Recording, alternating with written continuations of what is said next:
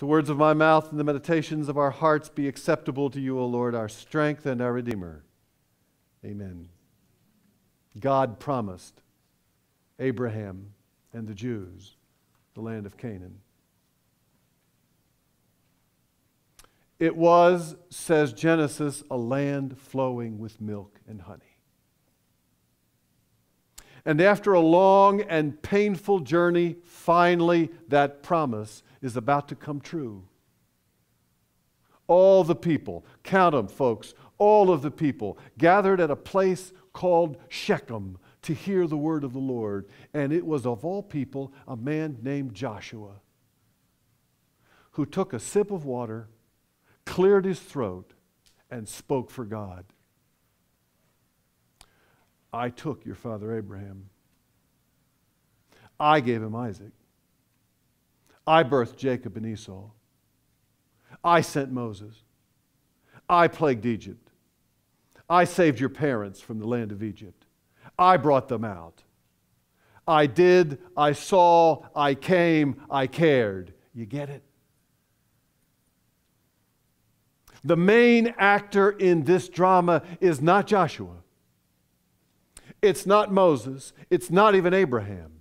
It's God. God is the miracle worker in the Bible. It is God who is about the business of reclaiming God's people, rebuilding God's world, resurrecting God's power, and there's not a power on earth that can stop him. This speech at Shechem served notice to creation that God is alive and well and working in the world. With one caveat. It's through people like Joshua and Moses and Abraham and you and me that God works. God may be the miracle worker in the Bible, but we are God's hands and God's feet in the Bible. And the chances are that if God's people are going to be reclaimed and God's world is going to be rebuilt, chances are God will do that through you and me. My dad used to love to tell the story of a legend when Jesus was ascended back up into heaven. Angel Gabriel met him at the gates. Angel Gabriel, being a type A, goal-driven person, said, "Jesus, now that you're up in heaven, what plans have you made in order for your kingdom to continue to be built?" Jesus, "Well, I did tell James and John, I told Mary and Martha, they will tell other people, and the other people will tell other people, and my work will get done." Gabriel was not impressed. "But Lord, what if they get busy? And what if James and John don't tell anybody? And Mary and Martha, they don't tell anybody either. And those folks don't tell anybody. What alternate plans have you made?" Jesus scratches his head for a minute, looks at Angel Gabriel and says, "I don't have any other plans. I'm counting on them. I'm counting on them. Counting on people with busy schedules and lousy priorities and ulterior motives. Counting on churches that have trouble filling pews and building ministries and making budgets. The world going to hell in a handbasket, millions upon millions of gallons of oil being dumped in the Gulf.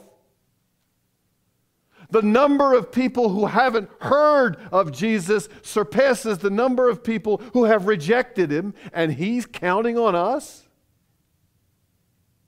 Richard and Karen and Kinsey and Mark and Patty and me? Yes, yes. Yes. Yes. The miracle worker's looking for hands and feet, folks. And he's looking in our direction. Some of you must be old enough to remember Kudzu, the cartoon. How many people remember Kudzu? Diane, you're old enough. One day, you're welcome. One day, the pastor, the Reverend Will Be Done, is sitting at his kitchen table reading the newspaper. And he's reading the newspaper, and all of a sudden a frown comes over his face, all the pain and the hurt and the brokenness of the world. And he puts down the newspaper and he says, "This is a job for Superman." And then in the final caption, "Since there is no Superman, I guess I'll have to do." He's right, you know. There is no Superman. But there is the God of Shechem, who came and saw and did once and comes and sees and does still. By ourselves, folks, we can do nothing. But you connect us with the miracle worker of the Bible, and there's not a power on earth that can stop us. Think about it for a minute.